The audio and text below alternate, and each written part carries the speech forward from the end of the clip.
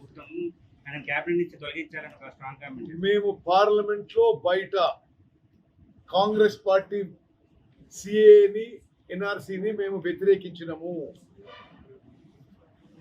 ఇది మా పార్టీ విధానము.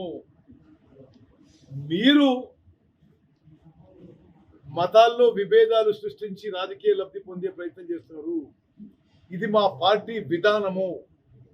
సిఏ ఎన్ఆర్సీని పార్లమెంట్ లో బయట, శాసనసభలో బయట మేము వ్యతిరేకం దానికి స్పష్టంగా తెలియజేస్తున్నాం. ఇది మా విధానం. సుదీర్ఘ రాజకీయ అనుభవం ఉంది. ఈ దేశ చరిత్రలో ఇంత తక్కువ సమయంలో ఇన్ని హామీలు నెరవేర్చడం ఉన్నారు ఎవరన్నా? మరి కొద్దిగా ఆలోచన చేయాలి. మీరు 10 ఏళ్ళ నుండి ఎస్సీలకి ఎస్టీలకి 3 ఎకరాలు ఇస్తామని ఇవ్వలే, డబుల్ బెడ్రూమ్ ఇల్లు కట్టబెడతామని ఇవ్వలే, ముస్లింలకి 12 రిజర్వేషన్ ఇవ్వలే. 10 ఏళ్ల పాటు మీరు ఉండి మీరు చెప్పిన మెయిన్ హామీలు ఏం నెరవేర్చకుండా మీరు అందరూ అట్నే ఉంటే అనుకుంటున్నారు. లేదు, మేము 100 రోజుల లోపల 5 హామీలు నెరవేర్చినాం. ఇప్పుడు మోడల్ కోడ్ ఆఫ్ కండక్ట్ ఉంది, అయిపోగానే తప్పి కూడా అమలు చేస్తాం. కేసీఆర్ పర్యటన ప్రభావంగానే నాగార్జున సాగర్ ఎడమ కాలువ నీళ్లు మంచినీటి కోసం మీరు షెడ్యూల్ కనుక్కోండి. అంతకు ముందే ఈ షెడ్యూల్ ప్రకారం నీటి విడుదల ప్లాన్ అయి ఉంది. ఇప్పుడు కేసీఆర్ యొక్క ఇరిగేషన్ మీద ఆయన ఎక్స్పర్టు, ప్లానింగ్ మీద ఆయన ఎక్స్పర్టు, పంటల మీద ఆయన ఎక్స్పర్టు. మరి ఈ భూ ప్రపంచంలో అన్ని ఎక్స్పర్ట్ కదా, అందుకోసమే కాళేశ్వరం కడితే కూలిపోయింది. ఇక ఆయన ఉచిత సలహాలు తీసుకునే పరిస్థితి మేము లేవు. మేము ఎక్స్పర్ట్స్ నిష్ణాతులతో పరిశీలన చేసి ముఖ్యమంత్రి గారి నాయకత్వంలో రాష్ట్ర కేబినెట్ మరి సమిష్టి నిర్ణయాలు తీసుకొని రాష్ట్ర ప్రజలకు మేలు చేయబోతున్నాం. కొద్దిగా తోటతో శరం కరువు అనాలి. ఎందుకంటే అరే మీరు రాజకీయ ప్రత్యర్థుల మీద రకరకాలుగా మీరు ఇది ఫోన్ ట్యాపింగ్ ఉపయోగించి, రాజకీయ ప్రత్యర్థులే కాదు బిజినెస్ మీద ఉపయోగించి, బిజినెస్ మ్యాన్ మీద బ్లాక్మెయిల్ చేసి వసూలు చేసుకుంటున్నారు. సినిమా స్టార్ల మీద ఫోన్ ట్యాపింగ్ చేసిండ్రు. అసలు పూర్తిగా కేసీఆర్ అప్పుడున్న అధికారుల వాళ్ళు తెలంగాణ ప్రజలకి బహిరంగ క్షమాపణ చెప్పాలి. ఇక పనిష్మెంట్ ఎట్లా ఉంటుంది, చట్టం తన పని తను చేసుకోపోతుంది. బట్ ఇంత సిగ్గుమాలిన పని చేసినందుకు క్షమాపణ చెప్పబోయి మరి వాళ్ళు ఎదురుదాడి దిగితే టూ మచ్. అప్పుడు కిరణ్ కుమార్ రెడ్డి ఫోన్ ట్యాపింగ్ చేసిన అసందర్భమైన మాటలండి. ఇప్పుడు 4, 5, 10 మంది పోలీస్ అధికారులు మమ్మల్ని ఫలానా చెప్పిండు, అందుకోసమే ఫోన్లు ట్యాపింగ్ చేసినాము, అందుకోసమే వాడు ఎలక్షన్ల ముందుకు పోనీయలే, ఎలక్షన్లో వాళ్ళకి పోలీస్ వెహికల్స్లో మేము పైసలు ట్రాన్స్పోర్ట్ చేసినాము, మరి అవతల వాళ్ళు అన్ని విధాలుగా వాళ్ళకి నిర్బంధం పెట్టినాము అని వాళ్ళే కదా ఒప్పుకుంది. అలా పోలీసు వాళ్ళే కన్ఫ్యూజన్ చేసింది కదా. మరి ఇక ముందు ఉన్న చూడండి ఏమవుతుందో. ఓకే, ఆయన ఏం మాట్లాడుతున్నారో ఆయనకి తెలియదు. హైదరాబాద్ నగర వాసులకి 24 గంటలు పుష్కలంగా మంచినీరు మా ప్రభుత్వం అందిస్తున్నది. ఓకే, అవాస్తవాలు, అబద్ధాలు, అసత్యాలు ప్రచారం చేస్తున్నారు.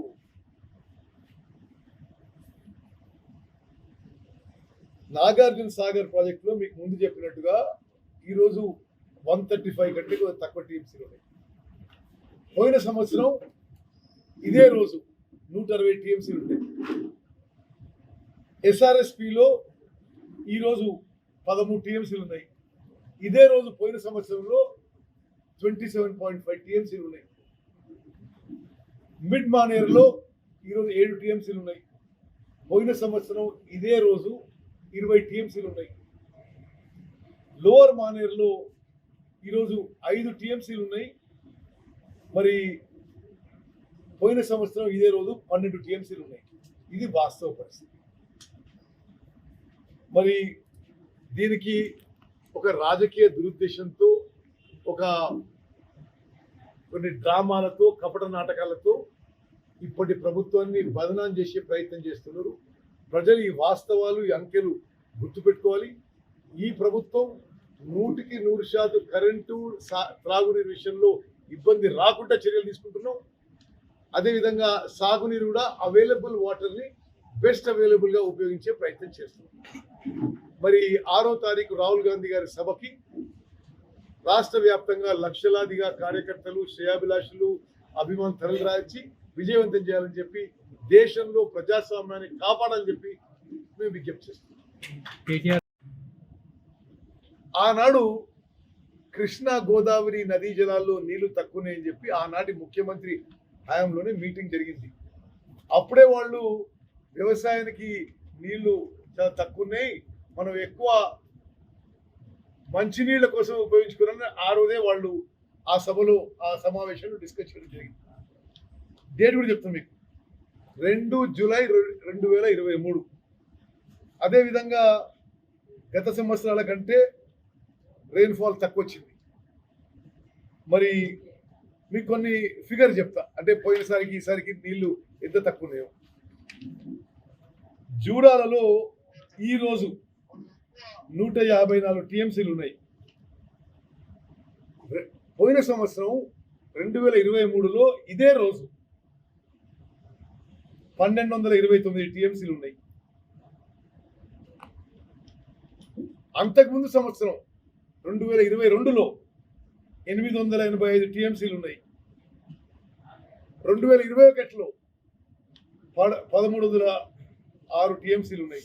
ఈ సంవత్సరం అదే రోజు జూరాలలో 154 టీఎంసీలు ఉన్నాయి. అదేవిధంగా నాగార్జున సాగర్లో ఇప్పుడు ప్రస్తుతానికి 135 టీఎంసీలు ఉన్నాయి. ఇదే రోజు పోయిన సంవత్సరం 167 టీఎంసీలు ఉన్నాయి. మరి అదేవిధంగా కర్ణాటకలో నారాయణపూర్ డ్యామ్ కింద కర్ణాటక ప్రభుత్వం క్రాప్ హాలిడే డిక్లేర్ చేసింది. అక్కడ వ్యవసాయం చేయలేదు కాబట్టి ఆ డ్రైనేజ్ వాటర్ మనకి 10 to 11 టీఎంసీ ఎవ్రీ ఇయర్ వచ్చేది, అది కూడా రాలేదు ఈసారి. కృష్ణా నదీ జలాలు తక్కువ కావడానికి కేసీఆరే కారణము. జగన్మోహన్ రెడ్డి గారితో కుమ్మక్కై ఆనాడు ముఖ్యమంత్రి సమావేశం పిలిస్తే సరి అయిన టైంలో పోకుండా పోతిరెడ్డిపాడు సామర్థ్యం పెంచనిచ్చి, అదేవిధంగా సంగమేశ్వర లిఫ్ట్ కట్టనిచ్చి కృష్ణా నదీ జలాలు తగ్గడానికి కేసీఆర్ గారే కారణము. అదేవిధంగా మరి ఎస్ఆర్ఎస్పిలో 2021లో 360 టీఎంసీలు ఉండే, 2022లో 670 టీఎంసీలు ఉండే, 2023లో 590 టీఎంసీలు ఉండే. ఇప్పుడు ఎస్ఆర్ఎస్పిలో 205 టీఎంసీలు ఉన్నాయి. అదేవిధంగా